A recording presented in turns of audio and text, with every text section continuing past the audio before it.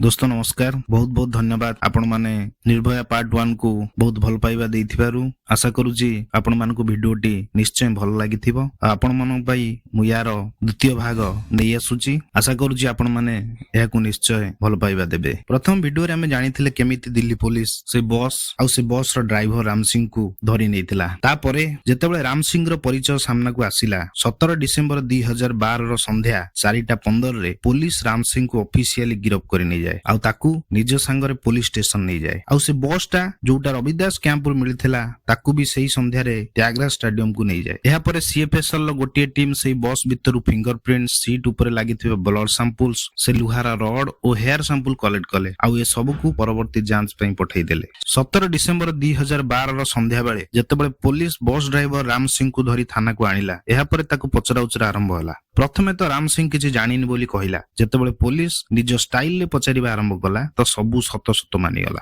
एहा परे पुलिस रो गोटे टीम राजस्थान गला, गोटे टीम बिहार गला आउ गोटे टीम ता परदिन 18 डिसेंबर 2012 को राम सिंह को निज सांगरे नै आरके पुरम रविदास कैंप रे पहुंचिला एवं तार इनफॉरमेशन अनुଯାयी दीपहर पाखापाखि गोटे 15 रे द्वितीय अभियुक्त पवन गुप्ता को रविदास कैंप रु गिरफ्त करि निया गला। ठीक तार 15 मिनिट परे दीपहर पाखापाखि गोटे 30 रे तृतीय अभियुक्त विनय शर्मा को भी धरि निया गला। सेही दिन पुलिस रो जो टीम राजस्थान जाइथिला संध्या हौ हौ चतुर्थ अभियुक्त मुकेश सिंह को भी राजस्थान रो कोरोली गां रु धरि कि नै आसिला ओ संध्या पाखापाखि 6:30 रे मुकेश को भी ऑफिशियली गिरफ्त करि निया गला। ए पर्यंत दिल्ली पुलिस एही घटना रे संपृक्त थिबा 6 जन अभियुक्त रु 4 जन को गिरफ्त करि सारथिला। जेतेबेले एठारे दिल्ली पुलिस अभियुक्त मान को गिरफ्त करिवारे लागि थाए सेतेबेले सेठारे लोके माने रास्ता रे प्रदर्शन करिवा आरंभ करि देले। काहे कि ना जेतेबेले ए कथा मीडिया रे आसिला आउ जेतेबेले लोकन को से झियो सह होइतिबा विभत्स अत्याचार रो घटना जानिले खाली दिल्ली नुहे पूरा भारत स्तब्ध रही गला। तांकू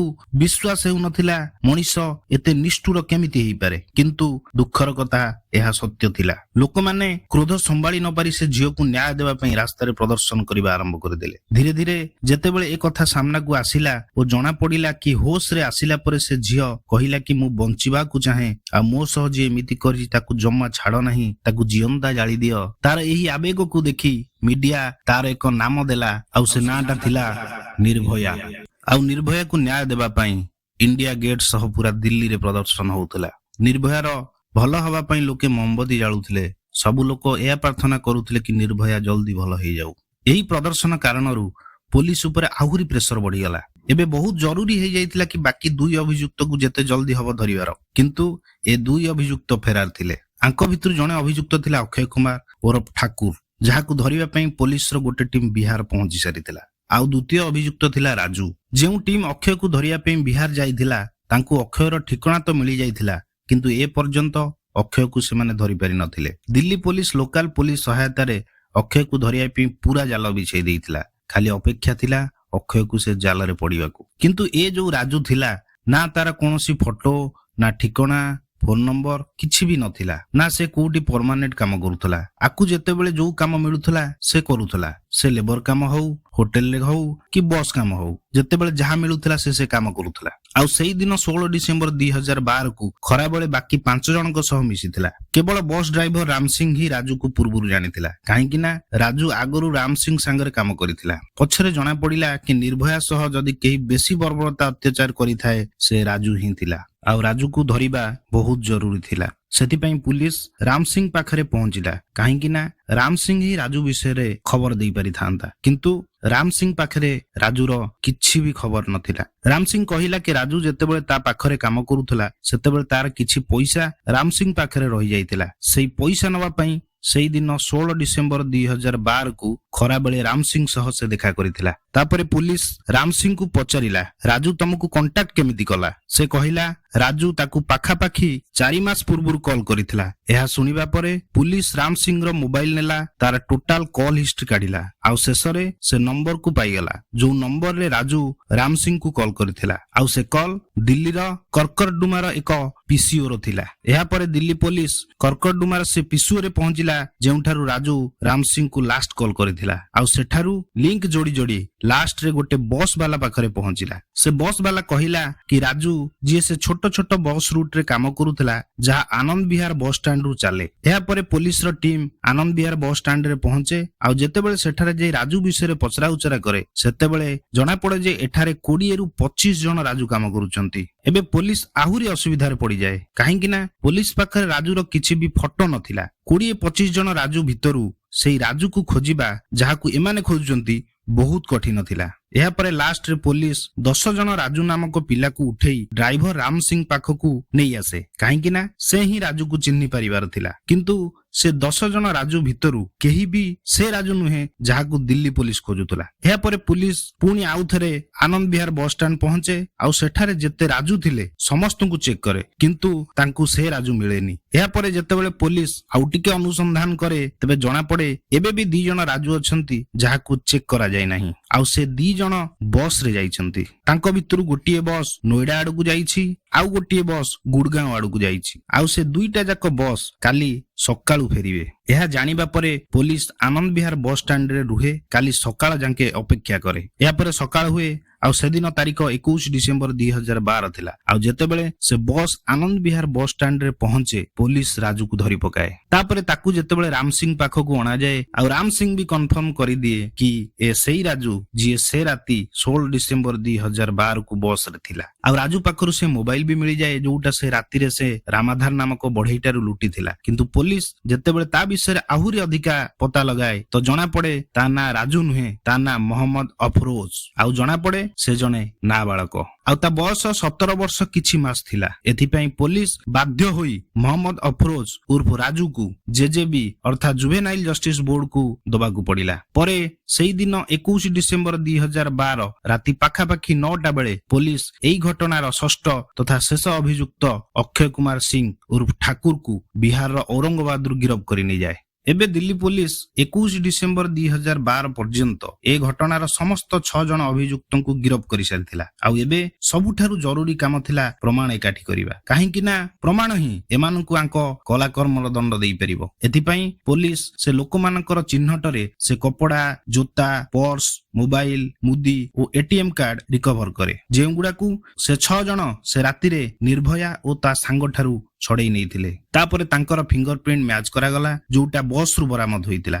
ଏହାପରେ ସବୁ ଲୋକଙ୍କ ବ୍ଲଡ ସାମ୍ପୁଲ ନିଆଗଲା ଓ ବସ ରୁ ମିଳିଥିବା ସାମ୍ପୁଲ ନିର୍ଭୟାର ସାମ୍ପୁଲ ମ୍ୟାଚ କରାଗଲା ଆଉ ଏ ଡିଏନଏ 100% ମ୍ୟାଚ ହେଇଗଲା। ଏହାପରେ ଦିଲ୍ଲୀ ପୋଲିସ ଏକ ନୂଆ କାମ କଲା। ପୋଲିସ ପ୍ରଥମ ଥର କୌଣସି କେସରେ ଫରେନ୍ସିକ ଟେକ୍ନିକ ଓଡୋଣ୍ଟୋଲୋଜିର ବ୍ୟବହାର କଲା। ଓଡୋଣ୍ଟୋଲୋଜି ଦ୍ୱାରା ଏ ପତା ଲଗାଯାଇ ପାରିବ କି ଏ ଦାନ୍ତର ଚିହ୍ନ କାହା ଦାନ୍ତର ଚିହ୍ନ ଥିଲା କାହିଁକି ନା ସମସ୍ତଙ୍କ ଦାନ୍ତର ଚିହ୍ନ ଅଲଗା ଅଲଗା ଥାଏ ଆଉ ସେ ରାକ୍ଷସ ମାନେ ନିର୍ଭୟା ଶରୀରରେ ବହୁତ ଗୁଡେ ଦାନ୍ତ ଚିହ୍ନ କରିଥିଲେ। ଏଥିପାଇଁ ପୋଲିସ ପ୍ରଥମେ ନିର୍ଭୟା ଶରୀରରେ ଥିବା ଦାନ୍ତ ଚିହ୍ନର ଫଟୋ ନେଲେ ଆଉ ଯେଉଁ ଅଭିଯୁକ୍ତ ଥିଲେ ତାଙ୍କ ଦାନ୍ତର ମଡେଲ ତିଆରି ହେଲା ଆଉ ତାପରେ 2ଟି ଯାକ ମ୍ୟାଚ କରାଗଲା। ଓଡୋଣ୍ଟୋଲୋଜିର ଯେବେ ରିପୋର୍ଟ ଆସିଲା ସେ ରିପୋର୍ଟରୁ ଜଣା ପଡିଲା କି ଏହି ଚିହ୍ନରୁ 3ଟି ଦାନ୍ତ ଚିହ୍ନ ଡ୍ରାଇଭର ରାମ ସିଂର ଥିଲା ଆଉ ଗୋଟେ ଚିହ୍ନ ଅକ୍ଷୟ ସହ ମ୍ୟାଚ ହେଇଯାଇଥିଲା।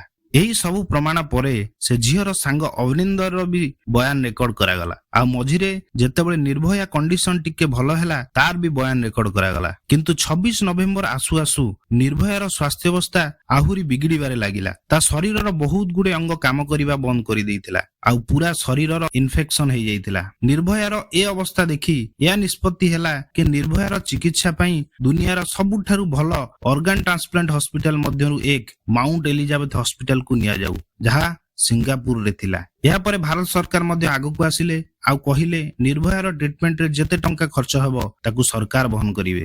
27 ଡିସେମ୍ବର 2012 କୁ ଏକ ଏୟାର ଆମ୍ବୁଲାନ୍ସ ଦ୍ୱାରା ନିର୍ଭୟାକୁ ସିଙ୍ଗାପୁରର ମାଉଣ୍ଟ ଏଲିଜାବେଥ ହସ୍ପିଟାଲକୁ ନିଆଗଲା ଓ ତାର ଟ୍ରିଟମେଣ୍ଟ ବି ଆରମ୍ଭ ହୋଇଗଲା। କିନ୍ତୁ ଧୀରେ ଧୀରେ ନିର୍ଭୟାର ସ୍ୱାସ୍ଥ୍ୟ ଖରାପ ହେବାରେ ଲାଗିଲା ଆଉ 29 ଡିସେମ୍ବର 2012 ଭାରତୀୟ ଟାଇମ ଅନୁସାରେ ସକାଳ 2ଟା 15ରେ ନିର୍ଭୟା ଜୀବନ ଯୁଦ୍ଧରେ ହାରିଗଲା। ନିର୍ଭୟାର ମୃତ୍ୟୁ ଲୋକଙ୍କ ମନରେ ଆହୁରି କ୍ରୋଧ ଭରିଦେଲା। ଲୋକମାନେ ତୁରନ୍ତ ଏ ସବୁ ଅଭିଯୁକ୍ତଙ୍କୁ ଦଣ୍ଡ ଦେବା ପାଇଁ ପ୍ରଦର୍ଶନ ଆରମ୍ଭ କରିଦେଲେ। ଦେଶର ସଂସଦ ଭବନରେ ବି ଏ କଥା ପାଇଁ ଯୁକ୍ତି ହୁଏ କି ଯେତେବେଳେ ଭାରତର ରାଜଧାନୀ ଦିଲ୍ଲୀରେ ମହିଳାମାନେ ସୁରକ୍ଷିତ ନୁହନ୍ତି ତେବେ ଅନ୍ୟ ରାଜ୍ୟରେ କଣ ପରିସ୍ଥିତି ଥିବ। ଏ ଘଟଣା ୟୁନାଇଟେଡ୍ ନେସନ ପର୍ଯ୍ୟନ୍ତ ବି ପହଞ୍ଚିଗଲା। ଏସବୁର ଫାଇଦା ଏଇଆ ହେଲା କି ମହିଳାମାନଙ୍କ ସୁରକ୍ଷା ପାଇଁ ନୂଆ କାନୁନ ପାସ୍ କରାଗଲା ଓ 5 ନୂଆ ଫାଷ୍ଟ ଟ୍ରାକ୍ ଅଦାଲତର ଆରମ୍ଭ ହେଲା। କାହିଁକି ନା ଏଭଳି ଜଘନ୍ୟ ଅପରାଧ ପାଇଁ ଦୋଷୀଙ୍କୁ ତୁରନ୍ତ ଦଣ୍ଡ ଦିଆଯାଇପାରିବ। ଦିଲ୍ଲୀ ପୋଲିସ ବି କୌଣସି ଡେରି ନ କରି ଏହି ଘଟଣାର କେବଳ 18 ଦିନ ପରେ 3 ଜାନୁଆରୀ 2013କୁ ଏ ସବୁ ଅଭିଯୁକ୍ତଙ୍କ ଖିଲାଫରେ କୋର୍ଟରେ 1000 ପୃଷ୍ଠାର ଚାର୍ଜସିଟ୍ ଦାଖଲ କରେ ଓ ସାକେତର ଡିଷ୍ଟ୍ରିକ୍ଟ କୋର୍ଟରେ ଆଙ୍କ ଖିଲାଫରେ ମକଦ୍ଦମା ଆରମ୍ଭ ହୁଏ। କାହିଁକି ନା ଏ ମାମଲା ଫାଷ୍ଟ ଟ୍ରାକ୍ କୋର୍ଟରେ ହେଉଥିଲା ତ ଆର ଶୁଣାଣି ପ୍ରତିଦିନ ହେବାରେ ଲାଗିଲା। ଯେତେବେଳେ ଏ ମାମଲା କୋର୍ଟରେ ଥିଲା ୟାରି ଭିତରେ 11 ମାର୍ଚ୍ଚ 2013କୁ ଏମାନଙ୍କ ମଧ୍ୟରୁ ଜଣେ ଅଭିଯୁକ୍ତ ବସ୍ ଡ୍ରାଇଭର ରାମ ସିଂ ତିହାର ଜେଲରେ ଆତ୍ମହତ୍ୟା କରିଦିଏ। ବାକି ଯେଉଁ 5 ଜଣ ଅଭିଯୁକ୍ତ ତାଙ୍କ ମଧ୍ୟରୁ 4 ଜଣଙ୍କ ଶୁଣାଣି ସାକେତ କୋର୍ଟରେ ଚାଲୁଥିଲା। ଆର ଜଣଙ୍କ ଶୁଣାଣି ଜେଜେବି ଅର୍ଥାତ୍ ଜୁଭେନାଇଲ ଜଷ୍ଟିସ ବୋର୍ଡରେ, କାହିଁକି ନା ସେ ନାବାଳକ ଥିଲା। 31 ଅଗଷ୍ଟ 2013କୁ juvenile justice board Mohammad Afroz ଉର୍ଫ ରାଜୁକୁ ଦୋଷୀ ପାଇଲେ ଓ ଜୁଭେନାଇଲ ଜଷ୍ଟିସ ଆକ୍ଟ ଅନୁଯାୟୀ କେବଳ 3 ବର୍ଷର ଦଣ୍ଡ ଶୁଣେଇଲେ। କାହିଁକି ନା ଭାରତୀୟ କାନୁନ ଅନୁଯାୟୀ କୌଣସି ନାବାଳକକୁ 3 ବର୍ଷରୁ ଅଧିକ ଦଣ୍ଡ ଦିଆଯାଇପାରିବ ନାହିଁ। ତ ଏବେ ଏଇ 6 ଅଭିଯୁକ୍ତଙ୍କ ଭିତରୁ ଜଣଙ୍କର ମୃତ୍ୟୁ ହୋଇଗଲା। ଜଣେ ଯୋଉ ନାବାଳକ ଥିଲା ତାକୁ 3 ବର୍ଷ ସଜା ମିଳିଗଲା ଓ ତାକୁ ବାଲ ସୁଧାର ଗୃହକୁ ପଠେଇ ଦିଆଗଲା। କିନ୍ତୁ ବାକି ଥିବା 5 ଅଭିଯୁକ୍ତ ମୁକେଶ, ଅକ୍ଷୟ, ପବନ, ବିନୟଙ୍କ ଶୁଣାଣି ଏବେ ବି କୋର୍ଟରେ ଚାଲୁଥିଲା। 4 ଜଣ ଯାକ ନିଜ ନିଜକୁ ବଞ୍ଚିବା ପାଇଁ ବହୁତ ଚେଷ୍ଟା କରନ୍ତି। ଅଭିଯୁକ୍ତ ପବନ ଗୁପ୍ତା କହିଲା କି 16 ଡିସେମ୍ବର 2012 ରାତିରେ ସେ ବସରେ ଉପସ୍ଥିତ ନଥିଲା। କାହିଁକି ନା ସେଇ ରାତିରେ ହଜଖାସ ଡିଡିଏ ପାର୍କରେ ଥିବା ଗୋଟେ ମ୍ୟୁଜିକାଲ ଶୋ ଦେଖୁଥିଲା। କିନ୍ତୁ ଯେତେବେଳେ ତାର ଖୋଜ ଖବର କରାଗଲା ତେବେ ଜଣା ପଡିଲା କି ସେଇ ରାତିରେ ଡିଡିଏ ପାର୍କରେ ଏମିତି କିଛି ଶୋ ହିଁ ହେଉନଥିଲା। ଏହାପରେ ଅଭିଯୁକ୍ତ ଅକ୍ଷୟ କୁମାର ଉର୍ଫ ଠାକୁର କହିଲା କି ଏ ଘଟଣାର ଗୋଟିଏ ଦିନ ପୂର୍ବରୁ 15 ଡିସେମ୍ବର 2012କୁ ଟ୍ରେନରେ ସେ ନିଜ ଗାଁକୁ ଯାଉଥିଲା। କିନ୍ତୁ ପରେ ଯେତେବେଳେ ଏ ଘଟଣାର ମୁଖ୍ୟ ସାକ୍ଷୀ ମାନଙ୍କ ଭିତରୁ ଜଣେ ବଢେଇ ରାମାଧାର, ଯାହାକୁ ସେଇ ରାତିରେ ନିର୍ଭୟା ପୂର୍ବରୁ ବସରେ ଲୁଟା ଯାଇଥିଲା, ସେ ତାର ଷ୍ଟେଟମେଣ୍ଟରେ କନଫର୍ମ କଲା କି ସେଇ ରାତିରେ ଏ ସମସ୍ତ 6 ଅଭିଯୁକ୍ତ ବସରେ ଉପସ୍ଥିତ ଥିଲେ। ତ ଅକ୍ଷୟର ଏ ଦଲିଲ ଯାହା ସେ ଗୋଟେ ଦିନ ପୂର୍ବରୁ ଗାଁ ଯାଉଥିଲା ତାହା ମିଛ ପ୍ରମାଣ ହେଲା। ଆଉ ଯେଉଁପରି ଦିଲ୍ଲୀ ପୋଲିସ ସବୁ ପ୍ରମାଣ ଏକାଠି କରି କୋର୍ଟ ସମ୍ମୁଖରେ ପ୍ରସ୍ତୁତ କଲେ, କୋର୍ଟ ବି ଦିଲ୍ଲୀ ପୋଲିସର ବହୁତ ତାରିଫ କଲେ। ଏଇ ଘଟଣାର ଠିକ 9 ମାସ ପରେ 10 ସେପ୍ଟେମ୍ବର 2013କୁ ସବୁ 4 ଜଣ ଅଭିଯୁକ୍ତ ମୁକେଶ, ଅକ୍ଷୟ, ବିନୟ ଓ ପବନକୁ ଦୋଷୀ ପାଇଲେ ଓ କିଡନାପିଂ, ରବରି, ଗ୍ୟାଙ୍ଗରେପ, ମର୍ଡର ଓ ଆଟେମ୍ପ୍ଟ ଟୁ ମର୍ଡର ଆରୋପରେ ସମସ୍ତଙ୍କୁ ମୃତ୍ୟୁ ଦଣ୍ଡରେ ଦଣ୍ଡିତ କରାଇଲେ। ଏହାପରେ ଏହି 4 ଜଣ ଅଭିଯୁକ୍ତ ଏ ମୃତ୍ୟୁଦଣ୍ଡ ଖିଲାଫରେ ଦିଲ୍ଲୀ ହାଇକୋର୍ଟରେ ପହଞ୍ଚିଲେ। କିନ୍ତୁ ହାଇକୋର୍ଟ ଏହାକୁ ରେୟାରେଷ୍ଟ ଅଫ ରେୟାର କେସ୍ କହି ୟାର 6 ମାସ ପରେ ଅର୍ଥାତ୍ 13 ମାର୍ଚ୍ଚ 2014କୁ ହାଇକୋର୍ଟ ତାଙ୍କ ଶୁଣାଣିରେ ଏ ସବୁ ଅଭିଯୁକ୍ତଙ୍କ ମୃତ୍ୟୁଦଣ୍ଡକୁ କାଏମ ରଖିଲେ। ଏବେ ଲୋକମାନେ ଦେଶର ସର୍ବୋଚ୍ଚ ଅଦାଲତରେ ପହଞ୍ଚିଗଲେ ଆଉ ସୁପ୍ରିମ କୋର୍ଟରେ ଏ ଶୁଣାଣି ବିପକ୍ଷରେ ପିଟିସନ ଦାୟର କଲେ। ସେଠାରେ ୟାରି ଭିତରେ ଜୁଭେନାଇଲ ଜଷ୍ଟିସ ବୋର୍ଡ 3 ବର୍ଷ ସଜା ପରେ 20 ଡିସେମ୍ବର 2015କୁ ମହମ୍ମଦ ଅଫରୋଜ ଉର୍ଫ ରାଜୁକୁ ମୁକ୍ତ କରିଦେଲେ, ଯାହା ଫଳରେ ବହୁତ ହଙ୍ଗାମା ବି ହେଲା। କିନ୍ତୁ ଏ ହଙ୍ଗାମାର କିଛି ବି ଫାଇଦା ହେଲାନି। ଏହାପରେ ଏଠାରେ ସୁପ୍ରିମ କୋର୍ଟରେ ଯେତେବେଳେ ଏ ମାମଲାର ଶୁଣାଣି ହୁଏ ତେବେ ସୁପ୍ରିମ କୋର୍ଟର 3 ଜଣଙ୍କ ବେଞ୍ଚ 5 ମେ 2017ରେ ନିଜ ରାୟରେ ଏହି ଘଟଣାକୁ ରେୟାରେଷ୍ଟ ଅଫ ରେୟାର କେସ୍ କହିଲେ ଓ 4 ଅଭିଯୁକ୍ତ ମୁକେଶ, ଅକ୍ଷୟ, ବିନୟ ଓ ପବନର ଫାଶୀ ଫଇସଲାକୁ ଠିକ କହିଲେ ଆଉ ଏଥିରେ କିଛି ବଦଳିବାକୁ ମନା କରିଦେଲେ। ଏବେ ଯେତେବେଳେ ଦେଶର ସବୁ ଅଦାଲତର କବାଟ ଆଙ୍କ ପାଇଁ ବନ୍ଦ ହେଇଗଲା ତେବେ ଏହି 4 ଜଣଙ୍କ ଭିତରୁ 3 ଜଣ ଅଭିଯୁକ୍ତ ମୁକେଶ, ବିନୟ ଓ ପବନ 2017ର ଶେଷରେ ସୁପ୍ରିମ କୋର୍ଟରେ ରିଭ୍ୟୁ ପିଟିସନ ଯାହା ପୁନର୍ବିଚାର ଦଲିଲ ଦାୟର କଲେ ଆଉ ସୁପ୍ରିମ କୋର୍ଟକୁ କହିଲେ ଏହି ମାମଲାର ପୁନର୍ବିଚାର କରନ୍ତୁ। କିନ୍ତୁ ସୁପ୍ରିମ କୋର୍ଟ 9 ଜୁଲାଇ 2018କୁ ଏହି 3 ଜଣଙ୍କ ରିଭ୍ୟୁ ପିଟିସନକୁ ଖାରଜ କରିଦେଲେ। ଏହାପରେ ଧୀରେ ଧୀରେ ସମୟ ବିତେ ଆଉ 2018ର ସେ ବର୍ଷ ବି ବିତିଯାଏ, କିନ୍ତୁ ଏମାନଙ୍କୁ ଏ ପର୍ଯ୍ୟନ୍ତ ଫାଶୀ ହେଇନଥାଏ। ଏହି ଘଟଣା ନିର୍ଭୟାର ମା ଆଶା ଦେବୀଙ୍କୁ ବହୁତ ଅସ୍ଥିର କରୁଥାଏ। ଏଥିପାଇଁ ସେ ଫେବୃଆରୀ 2019ରେ କୋର୍ଟରେ ପହଞ୍ଚିଲେ ଆଉ କହିଲେ ଯେତେବେଳେ ଏହି 4 ଜଣଙ୍କୁ ସୁପ୍ରିମ କୋର୍ଟ 2017ରେ ହିଁ ଫାଶୀର ସଜା ଶୁଣେଇଥିଲେ ଆଉ ଏ ଫଇସଲା ଆସିବାର 1.5 ବର୍ଷରୁ ଅଧିକା ହୋଇଗଲାଣି ତ ଏପର୍ଯ୍ୟନ୍ତ ଏ ଦୋଷୀମାନଙ୍କୁ ଫାଶୀ କାହିଁକି ଦିଆଯାଏ ନାହିଁ। କୋର୍ଟ ଆଶା ଦେବୀଙ୍କ କଥା ଶୁଣିଲେ ଆଉ କହିଲେ କି ବହୁତ ଜଲ୍ଦି ଏହା ଉପରେ ବିଚାର କରିବେ। କିନ୍ତୁ ୟାରି ଭିତରେ ଅକ୍ଷୟ ବି 10 ଡିସେମ୍ବର 2019କୁ ସୁପ୍ରିମ କୋର୍ଟରେ ପୁନର୍ବିଚାର ଯାଚିକା ଅର୍ଥାତ୍ ରିଭ୍ୟୁ ପିଟିସନ ଦାଖଲ କରିଦିଏ ଆଉ ଏହିଠାରୁ ଆଇନ ସହ ଖେଳ ଆରମ୍ଭ ହୋଇଯାଏ। କାହିଁକି ନା ଆମ ଦେଶରେ ଯେତେବେଳେ କାହାକୁ ଫାଶୀର ସଜା ହୁଏ ତ ସୁପ୍ରିମ କୋର୍ଟର ଫଇସଲା ଆସିଲା ପରେ ବି ଅଭିଯୁକ୍ତଙ୍କ ପାଖରେ 4ଟି କାନୁନି ରାସ୍ତା ଥାଏ। ପ୍ରଥମ, ରିଭ୍ୟୁ ପିଟିସନ, ପୁନର୍ବିଚାର ୟାଚିକା, ଯେଉଁଥିରେ ଅଭିଯୁକ୍ତ ଅଦାଲତକୁ କୁହେ ଏହି ଫଇସଲା ଉପରେ ଆଉ ଥରେ ବିଚାର କରାଯାଉ। ଦ୍ୱିତୀୟରେ କ୍ୟୁରେଟିଭ ପିଟିସନ, ଯେଉଁଥିରେ ଏହା ଦେଖାଯାଏ କି ଲୋୟର କୋର୍ଟ ଠାରୁ ସୁପ୍ରିମ କୋର୍ଟ ପର୍ଯ୍ୟନ୍ତ ଏହି ଲୋକଙ୍କର ଯୋଉ ବି ଅଧିକାର ଅଛି ସେଇଟା ୟାଙ୍କୁ ମିଳିଛି କି ନାହିଁ। ତୃତୀୟରେ ମର୍ସି ପିଟିସନ, ଦୟା ଯାଚିକା, ଯେଉଁଥିରେ ଅଭିଯୁକ୍ତ ଭାରତର ରାଷ୍ଟ୍ରପତିଙ୍କୁ କ୍ଷମା ପ୍ରାର୍ଥନା କରେ ଆଉ ସେଥିରେ ତାର ଫାଶୀର ସଜାକୁ କ୍ଷମା କରିବାକୁ ଅପିଲ କରେ। ଚତୁର୍ଥରେ ଦୟା ଯାଚିକା ଖାରଜ ହେବା ଉପରେ ରିଭ୍ୟୁ ପିଟିସନ, ଯେଉଁଥିରେ ଅଭିଯୁକ୍ତ କୋର୍ଟଙ୍କୁ ପଚାରେ କି ତାର ଦୟା ଯାଚିକା କାହିଁକି ଖାରଜ ହୋଇଗଲା। ଆଉ ଯେତେବେଳେ ଏହି 4ଟି ରାସ୍ତା ବନ୍ଦ ହେଇଯାଏ ତେବେ ଅଭିଯୁକ୍ତକୁ ଫାଶୀରେ ଝୁଲିବାକୁ କେହି ବି ଅଟକେଇ ପାରିବେ ନାହିଁ। ଏ ସବୁ କାନୁନ ଏଥିପାଇଁ ବନାଯାଇଛି କି ଯଦି କୋର୍ଟ ଦ୍ୱାରା କିଛି ଭୁଲ ହେଇଯାଏ ତ ଏ ଦ୍ୱିତୀୟ ଥର ଚେକ୍ କରନ୍ତି କି ଭୁଲ କୋଉଠି ହେଲା। କାହିଁକି ନା ଏଠାରେ ଗୋଟେ ଜୀବନ ଉପରେ କଥା। ଯଦି ଜଣେ ନିର୍ଦ୍ଦୋଷ ଲୋକ ଫାଶୀରେ ଝୁଲିଲା ପରେ ଜଣା ପଡେ ତ ମରିଥିବା ଲୋକକୁ ଆଉ ଫେରାଇ ଆଣି ହବନି। କିନ୍ତୁ ଏହି କାନୁନି ରାସ୍ତାକୁ ବ୍ୟବହାର କରି ନିର୍ଭୟାର ଦୋଷୀ ମୁକେଶ, ଅକ୍ଷୟ, ବିନୟ ଓ ପବନ ବହୁ ଦିନ ପର୍ଯ୍ୟନ୍ତ ଫାଶୀ ସଜାରୁ ବଞ୍ଚିଗଲେ। ଯେତେବେଳେ ମୁଁ କହିଥିଲି କି ଯେବେ ନିର୍ଭୟାର ମା ଫେବୃଆରୀ 2019ରେ କୋର୍ଟରେ ପହଞ୍ଚିଲେ ତ ତାପରେ କୋର୍ଟ ତା ଉପରେ ସଂଜ୍ଞାନ ନେଲେ। ଆଉ 10 ଡିସେମ୍ବର 2019କୁ ଅକ୍ଷୟ ସୁପ୍ରିମ କୋର୍ଟରେ ରିଭ୍ୟୁ ପିଟିସନ ଦାଖଲ କରିଦେଲା। ଆଉ ଯଦି ଏହି 4 ଜଣଙ୍କ ଭିତରୁ ଜଣଙ୍କର ବି କୋଉ ବି ମାମଲା କୋର୍ଟରେ କି ପ୍ରେସିଡେଣ୍ଟ ଅଫ ଇଣ୍ଡିଆଙ୍କ ପାଖରେ ଦାଖଲ ଥାଏ ତ ଆଙ୍କୁ ଫାଶୀ ହେଇପାରିବ ନାହିଁ। ଆଉ ଏଇ ଜିନିଷର ଫାଇଦା ଉଠାଇ ତାଙ୍କ ଫାଶୀର ସଜାକୁ ଦିନ ପରେ ଦିନ ଗଡଉଥିଲେ। କିନ୍ତୁ କୋର୍ଟ ବି ଅକ୍ଷୟର ଯାଚିକା ଦାଖଲ ହେବାର 8 ଦିନ ପରେ 18 ଡିସେମ୍ବର 2019 ଅକ୍ଷୟର ରିଭ୍ୟୁ ପିଟିସନକୁ ଖାରଜ କରିଦେଲେ। ଆଉ ତିହାର ଜେଲକୁ କହିଲେ ଏହି 4 ଜଣ ଅଭିଯୁକ୍ତଙ୍କୁ ଯେତେ ଜଲ୍ଦି ହବ ଫାଶୀ ଦିଆଯାଉ।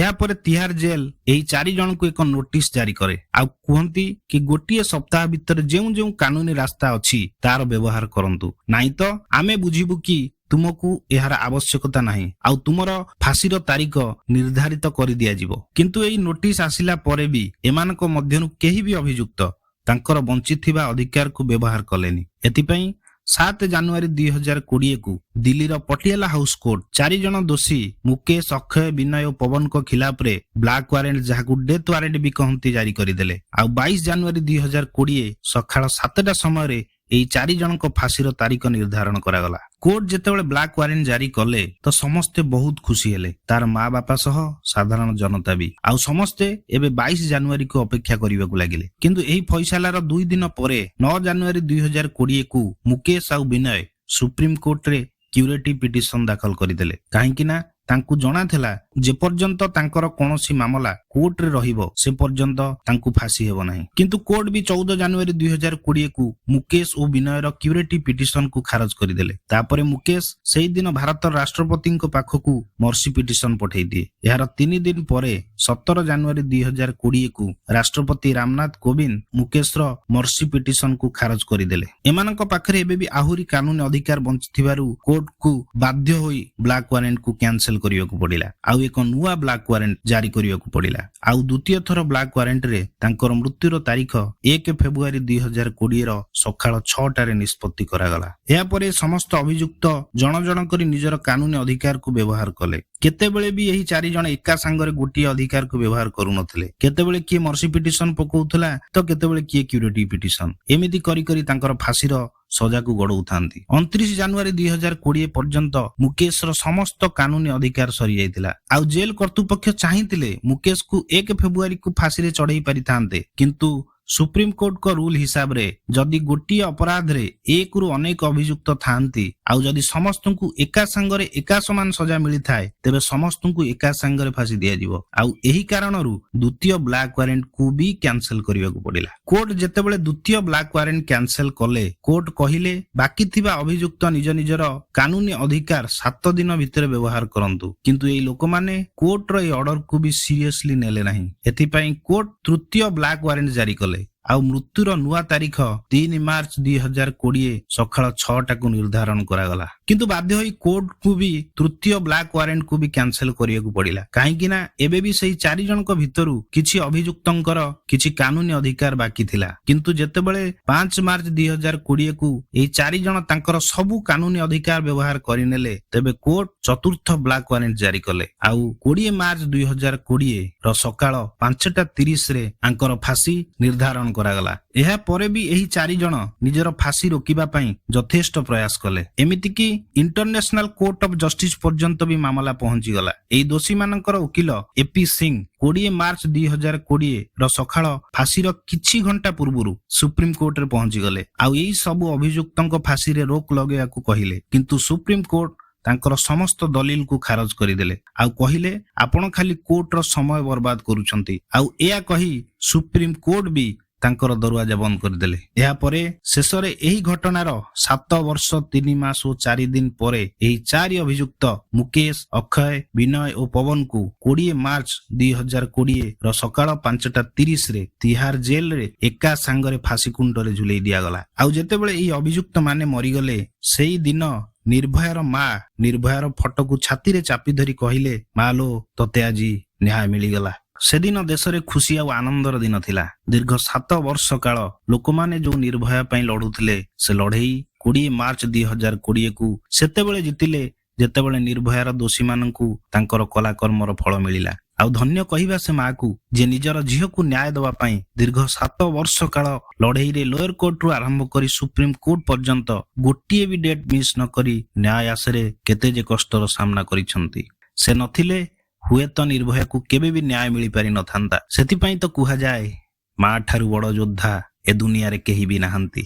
ଦର୍ଶକ ବନ୍ଧୁ, ଏ ଥିଲା ନିର୍ଭୟାର କାହାଣୀ। ଆଶା କରୁଛି ଆପଣମାନଙ୍କୁ ଏ ଭିଡିଓଟି ନିଶ୍ଚୟ ଭଲ ଲାଗିବ। ଭଲ ପାଇବା ସ୍ୱରୂପ ଆପଣମାନେ ଗୋଟେ ଲାଇକ୍ ଆଉ ଗୋଟେ ସବସ୍କ୍ରାଇବ କରିଦେବେ।